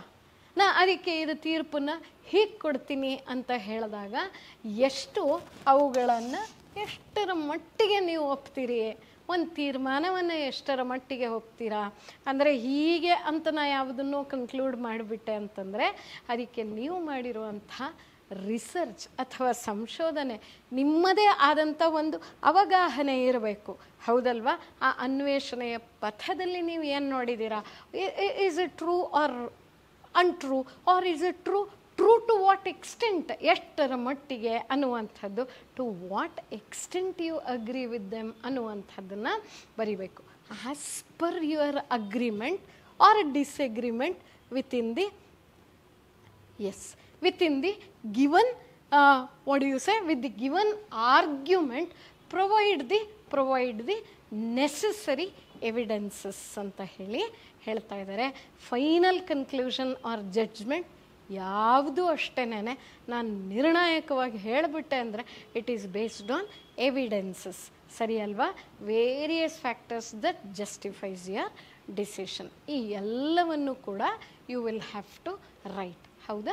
ಸೊ ನಾವು let us move further and see this, ಸರಿ ಅಲ್ವಾ? ಉದಾಹರಣೆಗಳೇನು ಅಂತ ಕೇಳಿದ್ರೆ ನೋಡಿ, ಮತ್ತೆ 2014 GS4 KS ಪರೀಕ್ಷೆನಲ್ಲಿ, ಅಂದರೆ ರಾಜ್ಯ ಲೋಕಸೇವಾ ಆಯೋಗದ ಪರೀಕ್ಷೆಯಲ್ಲಿ ಏನಂತ ಕೇಳಿದ್ದಾರೆ, ನೈತಿಕ ಮಾರ್ಗದರ್ಶನದ ಮೂಲವಾಗಿ ಕಾನೂನುಗಳು, ನಿಯಮಗಳು, ನಿಯಂತ್ರಕಗಳು ಮತ್ತು ಆತ್ಮಸಾಕ್ಷಿಯನ್ನು ಮೌಲ್ಯಮಾಪನ ಮಾಡಿ ಅಂತ. ಎಂಥ ದೊಡ್ಡ ಪ್ರಶ್ನೆ ಅಲ್ವಾ? ಪ್ರಶ್ನೆ ಅಂದರೆ ವಿಚಾರವಂತಿಕೆ ಬಹಳ ದೊಡ್ಡದಿದೆ ಅಲ್ವಾ? ನೋಡಿ, ಮತ್ತೆ ನೈತಿಕ ಮಾರ್ಗದರ್ಶನದ ಮೂಲವಾಗಿ ಅಂತ ಕೇಳ್ತಾ ಇದ್ದಾರೆ. Loss, rules, regulations, conscience as source of ethical guidance ಅಂತ ಕೇಳ್ತಾ ಇದ್ದಾರೆ. That is not simply something that goes through, but it is an ethical guidance wherein you will have to follow your laws, rules, regulations and conscience. ನಾವು ಹೆಚ್ಚಿಗೆ ಇದನ್ನು ಪುಸ್ತಕ ಅನ್ನೋದಕ್ಕಿಂತ ಎಥಿಕ್ಸನ್ನು case ಸ್ಟಡಿಯ ಮೇಲೆ ನಾವು ಕಲ್ತ್ಕೊಳ್ತೀವಿ. ಆ ಕೇಸ್ ಸ್ಟಡೀಸನ್ನು ಮಾಡುವಾಗ ಈ ಎಲ್ಲ ವಿಚಾರಗಳನ್ನು ಹೆಂಗೆ ಲಿಂಕ್ ಮಾಡಬೇಕು, ಹೆಂಗೆ ಕಲಿಬೇಕು ಅನ್ನುವಂಥದ್ದನ್ನು ನೋಡಿಬಿಡೋಣ, ಸರಿ ಅಲ್ವಾ? ಸೊ ನಾವು ಮುಂದಿನ ಪ್ರಶ್ನೆ ಹೇಳ್ತಾರೆ, ಅದರಲ್ಲೇ ಬಡತನ ವಿರೋಧಿ ಔಷಧವಾಗಿ ಸೂಕ್ಷ್ಮ ಹಣಕಾಸು ಮೈಕ್ರೋ ಫೈನಾನ್ಸ್ ಬಗ್ಗೆ ಇವಾಗ ಹೆಚ್ಚಿಗೆ ಕೇಳುವ ಸಾಧ್ಯತೆ ಇದೆ. ನಿಮಗೂ ಎಲ್ಲ ಗೊತ್ತಿದೆ, ಪ್ರಚಲಿತವಾಗಿ ಇರೋದರಿಂದ ಹಾಗಂತ ಕಾಂಟ್ರವರ್ಷಿಯಲ್ ಪ್ರಶ್ನೆನೇ ಕೇಳ್ತಾರೆ ಅಥವಾ ಕೇಳಲ್ಲ ಅಂತನೂ ಇಲ್ಲ. ಅದರ ಬಗ್ಗೆ ನಾವು ಹೆಂಗೆ ಡೀಲ್ ಮಾಡಬೇಕು ಅನ್ನೋ ಅಂಥದ್ದನ್ನು ಕಲ್ತ್ಕೋಬೇಕು. ಬಡತನ ವಿರೋಧಿ ಔಷಧವಾಗಿ ಸೂಕ್ಷ್ಮ ಹಣಕಾಸು ಭಾರತದಲ್ಲಿನ ಗ್ರಾಮೀಣ ಬಡವರ ಆಸ್ತಿ ಸೃಷ್ಟಿ ಮತ್ತು ಆದಾಯ ಭದ್ರತೆಯ ಗುರಿಯನ್ನು ಹೊಂದಿದೆ. ಉದ್ದೇಶಿತ ಅದು, the intention was that, the purpose is made for that. ಯಾವುದೇ ಒಂದು ಸ್ಕೀಮನ್ನು, ಪ್ಲ್ಯಾನನ್ನು, ಪ್ರಾಜೆಕ್ಟನ್ನು ಮಾಡುವಾಗ ಉದ್ದೇಶಗಳನ್ನು, ಇಂಥದ್ದೊಂದು ಗುರಿ ತಲುಪಬೇಕು, ಇದು ಸಕಾರಾತ್ಮಕವಾಗಿರಬೇಕು ಅನ್ನುವಂಥದ್ದನ್ನು ಹೇಳಿರುತ್ತೆ, ಸರಿ ಅಲ್ವಾ? ಸೊ ಅಂಥದ್ದೊಂದು ಗುರಿಯನ್ನು ಹೊಂದಿದೆ ಅಂತ ಹೇಳಿ ಅವರು ಹೇಳಿಕೆಯನ್ನು ಕೊಟ್ಟಿದ್ದಾರೆ. ನಾವು ಇವಾಗ ಮೌಲ್ಯಮಾಪನವನ್ನು ಮಾಡಬೇಕು. ಗ್ರಾಮೀಣ ಭಾರತದಲ್ಲಿ ಮಹಿಳೆಯರ ಸಬಲೀಕರಣದ ಜೊತೆಗೆ ಅವಳಿ ಉದ್ದೇಶಗಳನ್ನು ಸಾಧಿಸುವಲ್ಲಿ ಸ್ವಸಹಾಯ ಗುಂಪುಗಳ ಪಾತ್ರವನ್ನು ಮೌಲ್ಯಮಾಪನ ಮಾಡಿ. ಇದು UPSC 2020 ಕೇಳಿದಂಥ ಪ್ರಶ್ನೆ. ಇದು ಸ್ವಸಹಾಯ ಗುಂಪುಗಳ ಬಗ್ಗೆ ಕೇಳ್ತಾ ಇದ್ದಾರೆ. ಇದರ ಬಗ್ಗೆನೂ ಒಂದಿಷ್ಟು ನಮಗೆ ಟೆಕ್ಸ್ಟ್ ಬುಕ್ಕಲ್ಲಿರುತ್ತೆ, ಹೆಚ್ಚಿಗೆ ನ್ಯೂಸ್ ಪೇಪರಲ್ಲಿ, ಹೆಚ್ಚಿಗೆ ಅಪ್ಲಿಕೇಶನ್ ಪಾರ್ಟನ್ನು ತಗೊಂಡು ನಾವು ಹೆಂಗೆ ಎಲ್ಲಿ ಅಳವಡಿಸ್ತೀವಿ, ಅನ್ವಯಿಸ್ತೀವಿ ಅನ್ನೋದನ್ನು ತಗೊಂಡು ಇದನ್ನು ಮೌಲ್ಯಮಾಪಿಸಬೇಕು. We will have to evaluate this ಅನ್ನುವಂಥದ್ದು ಪಾತ್ರವನ್ನು ಮೌಲ್ಯಮಾಪನ ಮಾಡಿ ಅಂತ ಹೇಳಿ ಕೇಳ್ತಾ ಇದ್ದಾರೆ. So here we need to evaluate, ಸರಿ ಅಲ್ವಾ ಸ್ನೇಹಿತರೆ? ನಿಮ್ಮ ಯಾವುದೇ ಪದ ಅಥವಾ ಯಾವುದೇ ವಿಚಾರದ ಬಗೆಗಿನ ನಿಮಗೆ ಡೌಟ್ಸ್ ಇದ್ದಿದ್ದೆ ಅದರಲ್ಲಿ ನಮ್ಮನ್ನು ನೇರವಾಗಿ ಜ್ಞಾನಗಂಗೋತ್ರಿ ವಿಜಯನಗರ ಬೆಂಗಳೂರಲ್ಲಿ ಅಥವಾ ನಮ್ಮ ದೂರವಾಣಿ ಸಂಖ್ಯೆಗಳು ನಿಮಗೆ ಸಿಗುತ್ತೆ, ದೂರವಾಣಿ ಸಂಖ್ಯೆಗಳ ಮೂಲಕ, ಅಥವಾ ನೀವು ಅಲ್ಲೇ ಕಾಮೆಂಟ್ ಬಾಕ್ಸಲ್ಲಿ ಹೇಳಿದ್ರೆ ಕೂಡ ಖಚಿತವಾಗಿ ನಾವು ನಿಮಗೆ ಡೌಟ್ ಕ್ಲಾರಿಫೈ ಮಾಡುವಂಥ ಎಲ್ಲ ಪ್ರಾಮಾಣಿಕ ಪ್ರಯತ್ನವನ್ನು ಮಾಡ್ತೀವಿ, ಸರಿ ಅಲ್ವಾ? ಸೊ ನಾವು ಮುಂದೆ ಹೋಗೋಣ ಅಲ್ವಾ? ಮುಂದೆ ವಿಮರ್ಶಾತ್ಮಕವಾಗಿ ಮೌಲ್ಯಮಾಪನ ಮಾಡಿ. C friends, here Just observe. If I say discuss, the next word would be critically discuss. Okay, I am saying evaluate. I say critically evaluate. ಎಲ್ಲದಕ್ಕೂ ಕೂಡ ವಿಮರ್ಶೆಗಳನ್ನು ಬಯಸ್ತಾರೆ ಅನ್ನುವಂಥದ್ದನ್ನು ನೀವಿಲ್ಲಿ ಮನದಟ್ಟು ಮಾಡ್ಕೊಳ್ಳಿ. ಯಾಕಂದರೆ ಯಾವಾಗಲೂ ಅಷ್ಟೇ ವಿಮರ್ಶೆ ಅಂತಂದರೆ ಅದು ಸ್ವಂತದ್ದೇ ಆಗಿದ್ದಿರಬೇಕು. It has to be so distinct, just like your DNA ಅಲ್ವಾ? ಆ ಥರ ಪ್ರತಿಯೊಬ್ಬರಿಗೂ ಬೇರೆ ಬೇರೆ, ಯಾರದ್ದೂ ಮ್ಯಾಚ್ ಆಗಬಾರ್ದು. ಹಾಗೆ ನನ್ನ ಆಲೋಚನೆಗಳಲ್ಲಿ, ಆ ವಿಧಾನಗಳಲ್ಲಿ ಕೆಲವೊಂದನ್ನು ಒಪ್ತೀವಿ, ಒಪ್ಪಲ್ಲ ಅನ್ನೋದು ಬೇರೆ, ಆದರೆ ನಮಗೆ ನಮ್ಮದೇ ಆದ ಸ್ವಂತಿಕೆ ಇದ್ದಿರಬೇಕು ವಿಮರ್ಶೆ ಅನ್ನುವಂಥ ಪದದಲ್ಲಿ. ಹಾಗಂತ ನಮ್ಮ ಸ್ವಂತ ನಿಲುವನ್ನು ಬಯಸ್ತಾರೆ ಅನ್ನೋದನ್ನು ನೀವು ಏನೇ ಕೇಳಿರಲಿ, ಡಿಸ್ಕಸ್ಸೋ ಇವ್ಯಾಲ್ಯೂಯೇಟ್, ಆಮೇಲೆ ನೋಡಿ ಕ್ರಿಟಿಕಲಿ ಅಂತ ಕೊಟ್ಟಾಗ ಯಾವಾಗಲೂ ಸ್ವಂತಿಕೆಯನ್ನು ಬಯಸ್ತಾರೆ ಅನ್ನುವಂಥದ್ದನ್ನು ಮನದಟ್ಟು ಮಾಡ್ಕೊಳ್ಳಿ. ಪ್ರಶ್ನೆಗೆ ನಿಷ್ಪಕ್ಷಪಾತವಾದ ನಿಲುವನ್ನು ಬಯಸಿದಾಗ ವಿಮರ್ಶಾತ್ಮಕವಾಗಿ, ನಾ ಹೇಳಿದೆ ಅಲ್ವಾ, ವಿಮರ್ಶೆ ಮಾಡಬೇಕು ಅಂತಂದರೆ not negative. Okay, you will have to take a balanced view on this. So ಅದಕ್ಕೆ ನಿಷ್ಪಕ್ಷಪಾತವಾದಂತಹ ನಿಲುವನ್ನು ತಗೋಬೇಕು. A fair judgement is demanded of a given question, ಸರಿ ಅಲ್ವಾ? ಸೊ ಇದನ್ನು ನಾವು ಮಾಡುವಾಗ ವಿಮರ್ಶಾತ್ಮಕ ಅನ್ನುವಂಥ ಪದವನ್ನು ಬಳಸಿರ್ತಾರೆ ಅಂತ ಹೇಳಿ ನೋಡ್ಕೊಂಬಿಡಿ, ಕ್ರಿಟಿಕಲಿ ಅಂತ ಹೇಳಿ, ಸರಿ ಅಲ್ವಾ? ಅದಾದಮೇಲೆ ವಿದ್ಯಾರ್ಥಿಯು ತಮ್ಮ ತಾರ್ಕಿಕ ಪ್ರಜ್ಞೆಯನ್ನು ಅನ್ವಯಿಸಿ, I said it is all of your own logic, your own thinking, your own enforcement of what ever your thoughts are, ಹೌದಲ್ವಾ?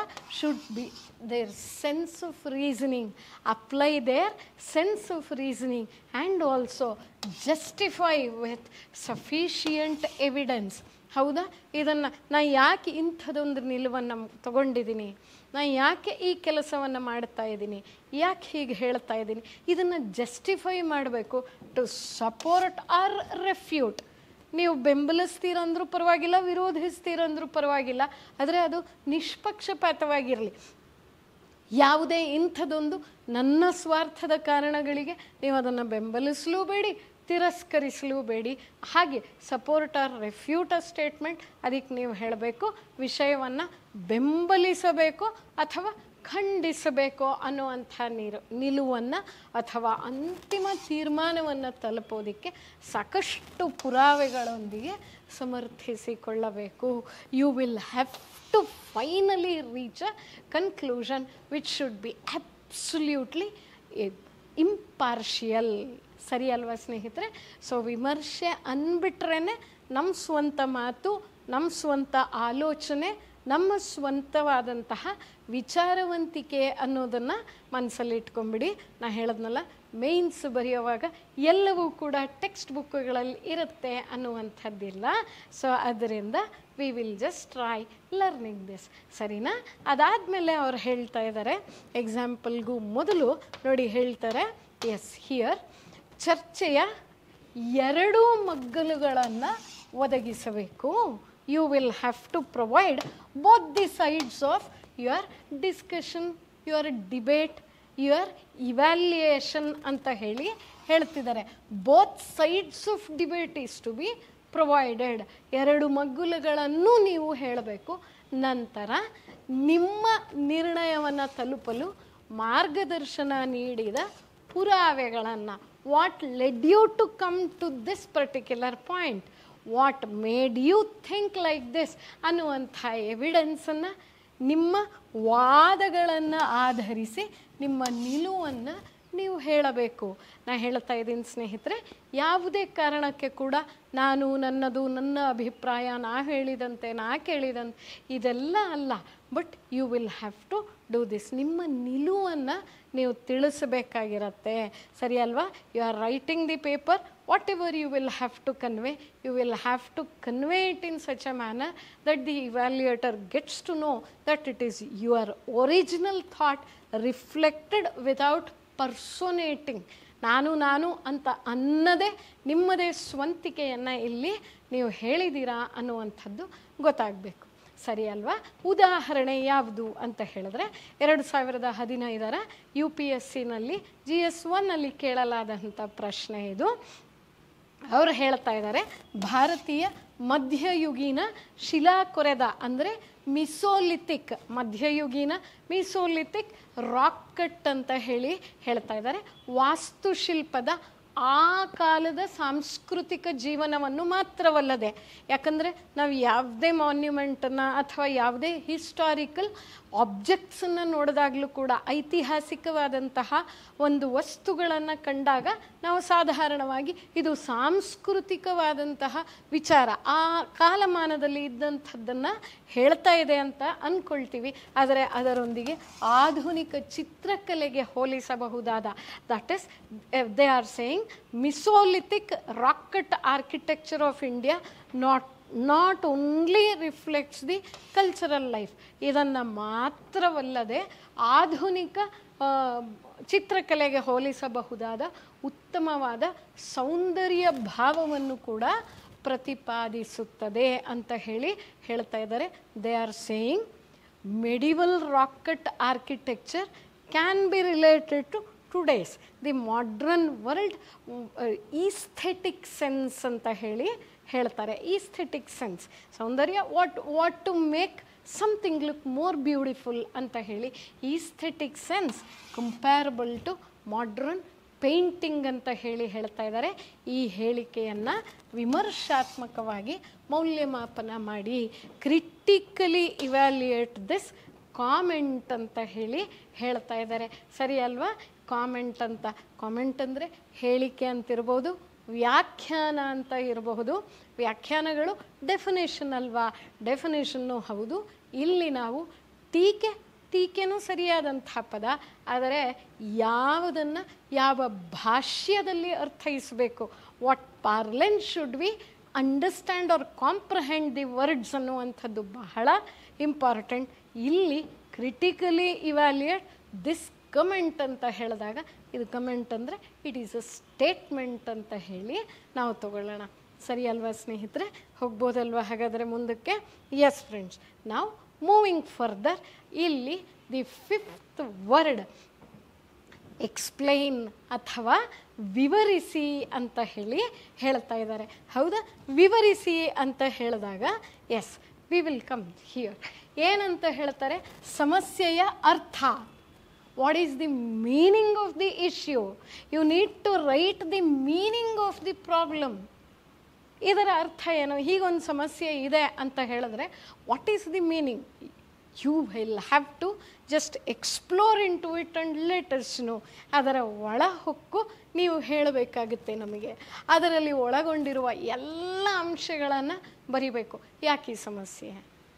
ಎಲ್ಲಿಂದ ಶುರುವಾಯಿತು? ಎಲ್ಲಿಂದ ಆರಂಭ ಆಯಿತು? ಇದು ಅಂಕುರವಾದದ್ದು ಎಲ್ಲಿ? What is it? You will have to write. ಎಲ್ಲ ಅಂಶಗಳನ್ನು ಬರೀಬೇಕು. ಅದು ಏಕೆ ಎಂಬುದಕ್ಕೆ ಉತ್ತರವಾಗಿರುತ್ತದೆ. ಹೌದಲ್ವಾ?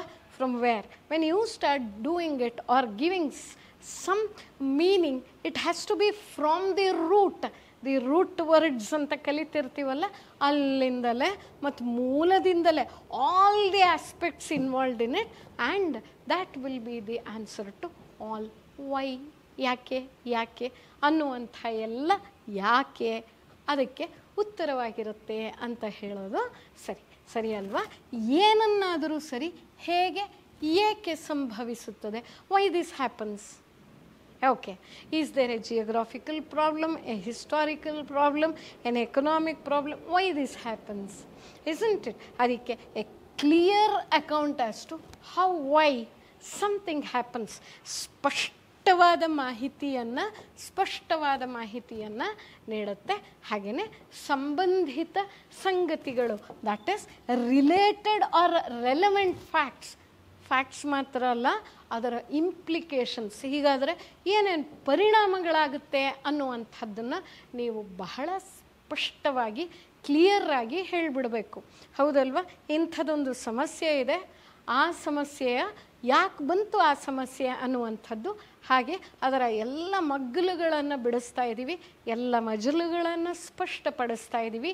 V are just undoing the intricacies of this particular problem or an issue, and here we just see what happens ಹೀಗಾದರೆ ಏನಾಗುತ್ತೆ, ಮುಂದಿಂದೇನು, what next you will have to write this. ನೀವು ಸ್ಪಷ್ಟಪಡಿಸಬೇಕು ಅಂತ ಹೇಳಿ ಇವ್ಯಾಲ್ಯೂಯೇಟರ್ ನಿರೀಕ್ಷಿಸ್ತಾರೆ ಅಂತ ಹೇಳಿ ಹೇಳ್ತಾ ಇದ್ದಾರೆ. ಸರಿ ಅಲ್ವಾ ಸ್ನೇಹಿತರೆ?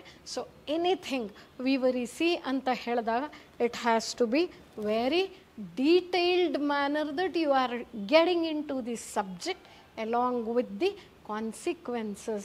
ಏನು ಮುಂದಿನ ಪರಿಣಾಮಗಳು ಅನ್ನೋದರೊಂದಿಗೆ ನೀವು ಎಲ್ಲವನ್ನು ಕೂಡ ವಿಸ್ತರಿಸಬೇಕು. ಸರಿ ಅಲ್ವಾ? ಹೌದಲ್ವಾ ಸ್ನೇಹಿತರೆ? ಸೊ ನಾವು ನೆಕ್ಸ್ಟ್ ಮೂವಿಂಗ್ ಫರ್ದರ್ ಇಲ್ಲೇನಂತ ಹೇಳಿದ್ರೆ, ಯಾವುದೇ ಟೀಕೆ, yes let us just see this.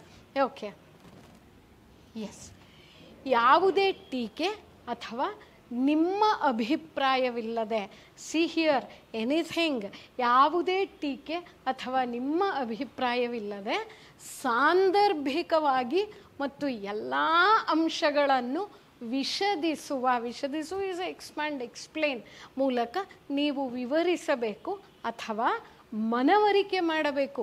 You will have to convince the person who is listening.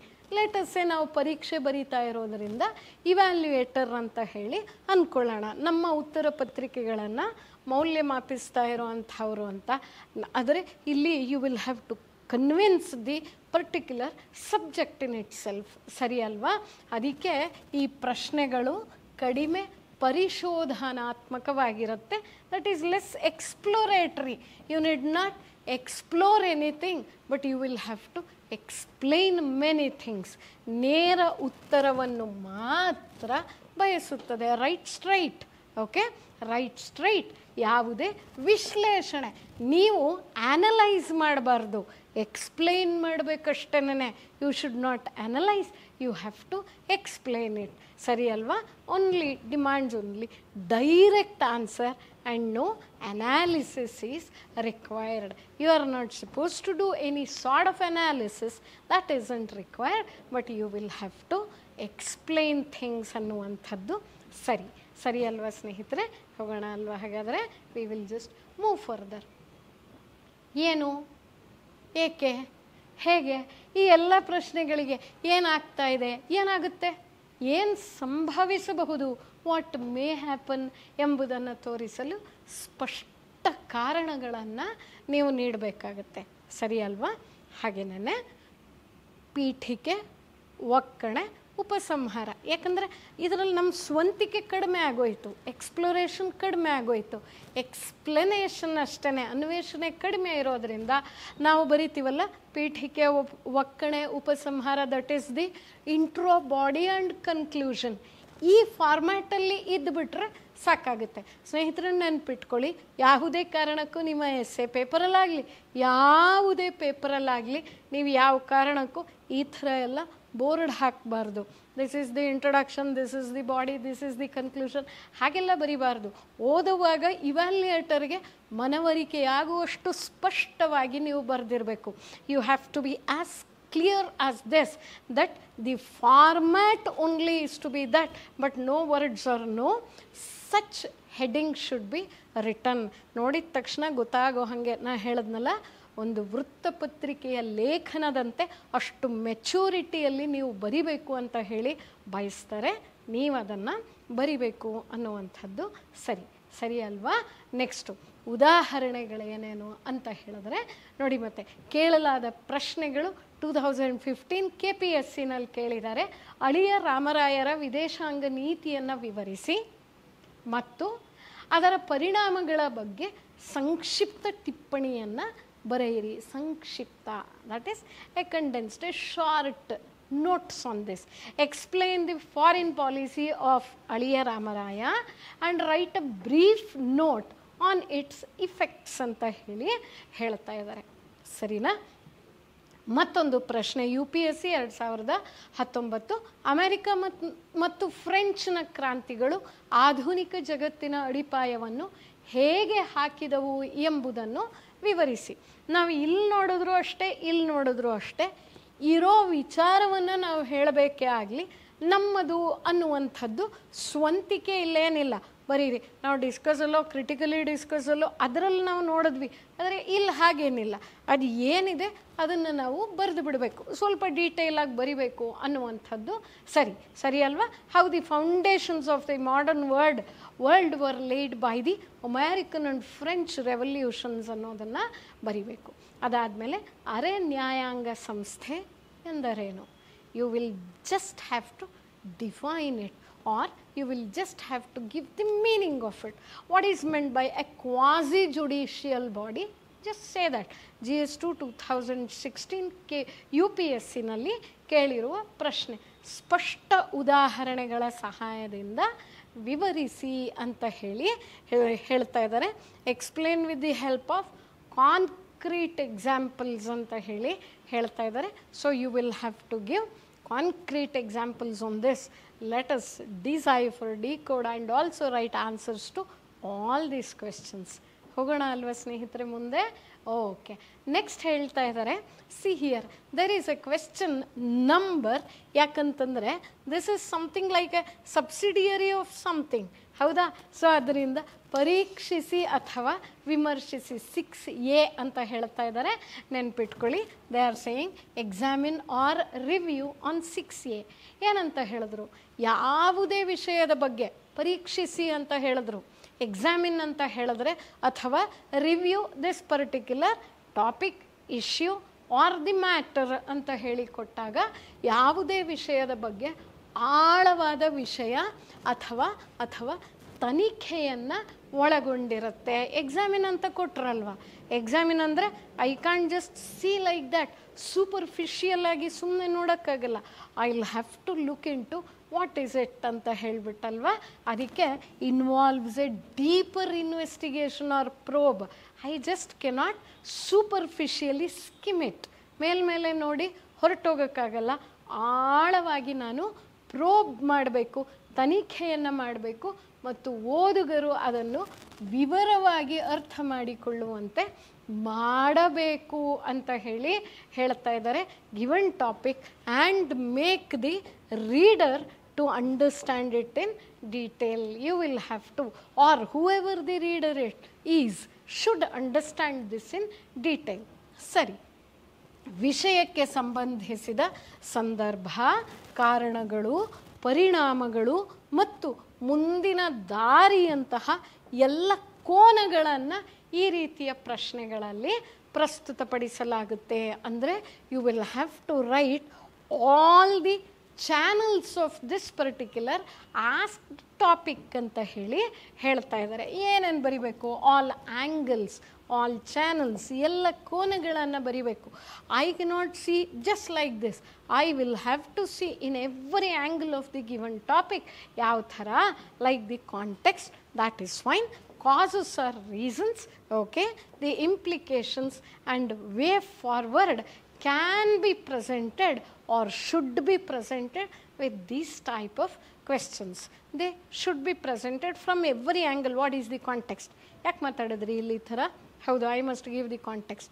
What is the cause of this, and what will be the implication, the impact, ಯಾವ ಪರಿಣಾಮ ಇದು ಬೀರುತ್ತೆ ಅನ್ನುವಂಥದ್ದನ್ನು ನಾನು ಬರಿಬೇಕಾಗುತ್ತೆ. ಸರಿ ಅಲ್ವಾ? Yes friends, this is related to examine ಅಥವಾ ರಿವ್ಯೂ ಅನ್ನುವಂಥ ಮಾತಿಗೆ ಹೇಳ್ತಾ ಇರೋದು. ಸರಿ ಅಲ್ವಾ? ಸೊ ನಾನಿಲ್ಲಿ ನೋಡುವಾಗ ಒಂದು ವಿಷಯ ಕೊಟ್ಬಿಟ್ಟಿದ್ದಾರೆ ಅಂದರೆ ಅದರ ಸುತ್ತಲಿನ ಪ್ರಮುಖ ಸಂಗತಿ. ನಾನು ನಿಮ್ಗೊಂದು ಮಾತು ಹೇಳ್ತಾ ಇದ್ದೆ, ನಾವು ನಮ್ಮ ಮೇಷ್ಟ್ರುಗಳು PYQsನ ಬಿಡಿಸೋವಾಗ ನಿಮಗೆ ಫಾಡರ್ ಮೆಟೀರಿಯಲ್ನ ಕೊಡ್ತಾರೆ ಅಂತ. ಫಾಡರ್ ಮೆಟೀರಿಯಲ್ ಅಂದರೆ ಸುತ್ತಲಿನ ಪ್ರಮುಖ ಸಂಗತಿ. What is the very important, or what are the important aspects related to this or surrounding this ಅನ್ನುವಂಥದ್ದನ್ನು ಪ್ರಮುಖ ಸಂಗತಿಗಳು, ಹಾಗೆಯೇ ಸಮಸ್ಯೆಗಳನ್ನು ದೃಢೀಕರಿಸಲು ನೀವು ಸೂಕ್ಷ್ಮವಾಗಿ ಪರಾಮರ್ಶಿಸಬೇಕು. It has to be a very intense observation ಅಂತ ಹೇಳ್ತಾ ಇದ್ದಾರೆ. You will have to look in close detail. An intense observation, a close detail, you will have to look into a problem. ಸರಿ ಅಲ್ವಾ? ನಾ ಇಷ್ಟೇ ಅಂತ ಮೇಲ್ಮೇಲೆ ತೇಲಿಸೋ ಹಾಗಿಲ್ಲ. Okay, ಅದರ ಜೊತೆಗೆ ಒಂದು ವಿಷಯದ ಅನುಕೂಲಗಳು, ಅನಾನುಕೂಲಗಳು, ಅಥವಾ ಪರಿಣಾಮಗಳನ್ನು ಇವ್ಯಾಲ್ಯೂಯೇಟ್ ಮಾಡಬೇಕು, ಮೌಲ್ಯಮಾಪನ ಮಾಡಬೇಕು. ಅಡ್ವಾಂಟೇಜಸ್, ಡಿಸಡ್ವಾಂಟೇಜಸ್, ಇಂಪ್ಯಾಕ್ಟ್ಸ್ ಈ ಎಲ್ಲವನ್ನು ಕೂಡ I will have to evaluate it, ಮೌಲ್ಯಮಾಪನವನ್ನು ಮಾಡಬೇಕು. ಸರಿ ಅಲ್ವಾ? ಅದಾದಮೇಲೆ ಗುರುತಿಸಲಾದ ಕೆಲವು ಸಂಗತಿಗಳು, whatever I have seen certain facts, certain issues I have identified, I have seen, I have observed certain things ಅಂತ ಹೇಳಿದ್ರೆ ಏಕೆ ಹೆಚ್ಚು ಮುಖ್ಯ? ನಾನು why do I consider my observations as very important? ಸರಿ ಅಲ್ವಾ? ನಾ ಯಾವುದನ್ನು ವೈ ಸರ್ಟನ್ ಫ್ಯಾಕ್ಟ್ಸ್ ಇದು ತುಂಬ ಇಂಪಾರ್ಟೆಂಟು, ಇದರ ಮೇಲೆ ಫೋಕಸ್ ಮಾಡಬೇಕು. ನೀವು ವಿಷಯ ಇಂತಿಷ್ಟು ಹೇಳಿಬಿಟ್ರಿ, ಆದರೆ ನಾ ಯಾವುದರ ಮೇಲೆ ಫೋಕಸ್ ಮಾಡ್ತಾ ಇದ್ದೀನಿ, ಯಾಕೆ ನನಗೆ ಯಾಕಿದು ಮುಖ್ಯ ಅನಿಸುತ್ತೆ ಅನ್ನುವಂಥದ್ದನ್ನು ನಾ ಹೇಳಬೇಕು. ಅದನ್ನು ಹೇಳಬೇಕಂದ್ರೆ ನನ್ನದೇ ಕಾರಣಗಳನ್ನು ನಾವು ಒದಗಿಸಬೇಕು. Here also friends, take it, examine or review should be your own issue solving.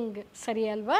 ನಿಮ್ಮದೇ ಆದಂತಹ ಸಮಸ್ಯೆಯ ನಿವಾರಣೆಯನ್ನು ಹೇಳಬೇಕು ಅಂದರೆ ಸ್ವಂತ ಆಲೋಚನೆಯಲ್ಲಿ you have to examine, you have to review, you will have to give the what do you say, the apt evidences or apt reasons for which you have taken it up. ಸರಿ ಅಲ್ವಾ? ಹೋಗೋಣ ಅಲ್ವಾ ಹಾಗಾದರೆ ಮುಂದಕ್ಕೆ? Yes friends, the next thing yes, ಇಲ್ಲಿ ಆಳಕ್ಕಿಳಿಯುವುದು ಅಂದರೆ ಟೀಕಿಸಿ ಅನ್ನುವುದಕ್ಕಿಂತ, that is ಟೀಕಿಸಿ ಅಂದರೆ ಕಮೆಂಟ್ ಅಂತ. ಓಕೆ, ಟೀಕಿಸಿ ಎಂಬುದಕ್ಕಿಂತ ಹೆಚ್ಚು ಆಳವಾಗಿರುತ್ತದೆ. It has to be deeper than the word comment but lesser than the word analyse. ಅಂದರೆ ಅಲ್ಲಿ ವಿಶ್ಲೇಷಣೆ ಅನ್ನೋದಕ್ಕಿಂತ ಸ್ವಲ್ಪ ಕಡಿಮೆ ಇರಬೇಕು. ಹಾಗೆಯೇ ಟೀಕಿಸಿ ಅನ್ನೋದಕ್ಕಿಂತ ಸ್ವಲ್ಪ ಹೆಚ್ಚಿನದ್ದು ಇರಬೇಕು ಚರ್ಚೆ. ಅಂದರೆ ವಿಶ್ಲೇಷಿಸಿ, ಪರೀಕ್ಷಿಸಿ, ಟೀಕಿಸಿ ಅಂತ ಹೇಳಿಬಿಟ್ಟು, that is analyse this, examine true or false. First break ಮಾಡಿಬಿಡಿ. ಅನಾಲಿಸಿಸ್ ಅಂದರೆ it is that you will have to fragment it. Break ಮಾಡಿ, ಪರೀಕ್ಷಿಸಿ, ಅದಾದಮೇಲೆ ಅದರ ಮೇಲೆ ನಿಮ್ಮ ಮಾತನ್ನು you will have to comment, tell on this ಅನ್ನುವಂಥದ್ದು. ಸರಿ ಹೌದಲ್ವ? ಮತ್ತು ಸೊ ನಾವು ಮೂವಿಂಗ್ ಆನ್ 6A ಅಂತ ನೋಡಿದ್ವಿ ಅಲ್ವಾ? 6B ನೋಡಿ, ಮತ್ತೆ ಇಲ್ಲಿ ಹೀಗೆ ಬರೆದುಬಿಟ್ರು, ವಿಮರ್ಶಾತ್ಮಕವಾಗಿ ಪರೀಕ್ಷಿಸಿ. ಪರೀಕ್ಷಿಸಿ ಅನ್ನೋದೇ ನಮ್ಮ ಸ್ವಂತದ್ದು ಅಂತ ಹೇಳಿದಾಗ, ಸ್ವಂತ ಅಭಿಪ್ರಾಯ, ಸ್ವಂತ ವಿಚಾರವಂತಿಕೆ ಅಂತ ಹೇಳಿದಾಗ, ವಿಮರ್ಶಾತ್ಮಕವಾಗಿ ಪರೀಕ್ಷಿಸಿ ಅನ್ನುವಂಥದ್ದು ಇನ್ನೂ ಹೆಚ್ಚಿಗೆ ನಾವು ಹೇಳಬೇಕಾಗುತ್ತೆ. ನೋಡಿ, ಮತ್ತೆ ಸಮಸ್ಯೆಯ ಧನಾತ್ಮಕ ಮತ್ತು ಋಣಾತ್ಮಕ ಎರಡೂ ಬದಿಗಳನ್ನು ಪರೀಕ್ಷಿಸಬೇಕು. Once again you need to examine both the positive and negative sides. Writing is different, saying is different. Here you are examining the positives and negatives. ಎರಡೂ ಸೈಡ್ಸನ್ನು ನಾವು ನೋಡ್ತೀವಿ. ಹಾಗೆಯೇ ಅದಾದ ನಂತರ ಸಮತೋಲಿತ ತೀರ್ಮಾನಕ್ಕೆ ಬರಬೇಕು. You will have to come on a balanced conclusion. You are not suppose to be biased. Friends, ಅರ್ಥಕೊಂಬಿಡಿ, KS ಮಾಡ್ತಾ ಇದ್ದೀನಿ ಅಂದ್ರೇ ನಾನು 10 ಜನಕ್ಕೆ ಬೇಕಾದವರಾಗಿ ಅವರ ಕೆಲಸಗಳನ್ನು ಮಾಡ್ತೀನಿ ಅಂದರೆ you have to be unbiased and impartial. ಮಾತಲ್ಲಿ, ಪ್ರಶ್ನೆಯಲ್ಲೂ ಕೂಡ ನೀವು ಹೀಗೆ you have to be unbiased. Take a stand but give reasons to that particular stand. ನೀವು ಯಾವ ನಿಲುವನ್ನೇ ತಗೊಂಡ್ರೂ ನೀವು ಕಾರಣಗಳನ್ನು ಕೊಡಿ, ಪುರಾವೆಗಳನ್ನು ಒದಗಿಸಿ, ಹೌದು ಸರಿ ತಪ್ಪು ಈ ಥರ ಹೇಳಬೇಕು ಅನ್ನೋದನ್ನು ಹೇಳಿ ನೀವು ಸಮರ್ಥಿಸಿ ಅಂತ ಹೇಳ್ತಾ ಇದ್ದಾರೆ. ಪ್ರಶ್ನೆಗಳ ಪ್ರಕಾರವನ್ನು ವಿಮರ್ಶಾತ್ಮಕವಾಗಿ ಪರೀಕ್ಷಿಸುವಾಗ ಅಥವಾ ವಿಮರ್ಶಾತ್ಮಕವಾಗಿ ಮೌಲ್ಯಮಾಪನ ಮಾಡುವಾಗ ನೀವು ಮೊದಲು ಸಕಾರಾತ್ಮಕ ವ್ಯಾಖ್ಯಾನಗಳನ್ನು ಬರೀಬೇಕು. You will have to first write your positive interpretations. ನಾ ಬರೆಯೋವಾಗ ಪರಿಗಣಿಸ್ತೀನಿ, ಹೌದು, ಆದರೆ ನೆಗೆಟಿವ್ ಪಾಸಿಟಿವ್ ಎರಡನ್ನೂ. ಸರಿ ಅಲ್ವಾ? ನಾವು ಪರೀಕ್ಷಾ ದೃಷ್ಟಿಯಿಂದ ಮೊದಲು ಪಾಸಿಟಿವನ್ನು, ಸಕಾರಾತ್ಮಕ ವ್ಯಾಖ್ಯಾನಗಳನ್ನು ಬರೀಬೇಕು. ಆ ನಂತರ ನಿರ್ದಿಷ್ಟ ವಿಷಯದ ನ್ಯೂನತೆಗಳು, ವಾಟ್ ಆರ್ ದಿ ಡ್ರಾಬ್ಯಾಕ್ಸ್ ಅಥವಾ ಲ್ಯಾಕುನಾ ಅಂತ ಹೇಳ್ತೀವಲ್ಲ, ಅದು ಯಾವ್ಯಾವುದು ಅಥವಾ ನಕಾರಾತ್ಮಕ ಅಂಶಗಳೇನಿದೆ ಅದನ್ನು we will have to write later. ಮೊದಲು positive, let us write everything that is pro or for and then let us come to the lacunae part ಅಂತ ಹೇಳ್ತಾ ಇದ್ದಾರೆ. ಸರಿನಾ? ಹೋಗ್ಬೋದಲ್ವ ಮತ್ತೆ ಮುಂದಕ್ಕೆ? ಇದಕ್ಕೆ ಉದಾಹರಣೆ ಅಂತಂದರೆ ನೋಡಿ, ಮತ್ತು UPSC 2021ರಲ್ಲಿ ಕೊಟ್ಟಂಥ ಪ್ರಶ್ನೆ ಇದು. ಇಲ್ಲಿ 60ರ ದಶಕದಲ್ಲಿ ಭಾರತದ ಕೈಗಾರಿಕಾ ಕುಸಿತಕ್ಕೆ ಕಾರಣವಾದ ಅಂಶಗಳನ್ನು ಪರೀಕ್ಷಿಸಿ ಅಂತ ಹೇಳಿ ಕೇಳ್ತಾ ಇದ್ದಾರೆ. Examine the factors that led to India's industrial deceleration in the 1960s ಅಂತ ಹೇಳ್ತಾ ಇದ್ದಾರೆ.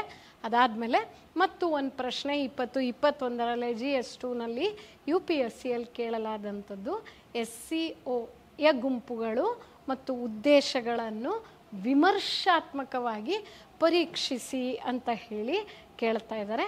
ಹಾಗೆ ಇದು ಭಾರತಕ್ಕೆ ಯಾವ ಪ್ರಾಮುಖ್ಯತೆಯನ್ನು ಹೊಂದಿದೆ? ಸರಿನಾ?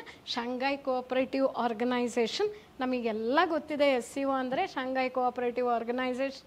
ಸೊ ಇದರ ಗುರಿಗಳು critically examine the aims and objectives of SCO. What importance does it have for India ಅಂತ ಹೇಳಿ ಕೇಳ್ತಾ ಇದ್ದಾರೆ. ಸ್ನೇಹಿತರೆ, ಇದು ಇಲ್ಲಿಗೆ ಮುಗಿಲಿಲ್ಲ. ಮತ್ತೊಂದು ಭಾಗದಲ್ಲಿ, ಇದು ಭಾಗ 1 ನಾವಿವತ್ತು ನೋಡಿರುವಂಥದ್ದು. We have seen part 1 and the remaining words, ಮಿಕ್ಕ ಪದಗಳನ್ನು ನಾವು ಭಾಗ 2ರಲ್ಲಿ ಮತ್ತೆ ಕಲ್ತ್ಕೊಳ್ತೀವಿ. ಸಿಗೋಣ ಮತ್ತೆ. ಅಲ್ಲಿ ತನಕ ಅಭ್ಯಾಸ ಮಾಡ್ತಾಯಿರಿ, ನಮ್ಮನ್ನು ಸಂಪರ್ಕಿಸಿ. ಯಾವುದೇ ಸಂದೇಹಗಳಿಗೆ ಆಲ್ ದಿ ಬೆಸ್ಟ್.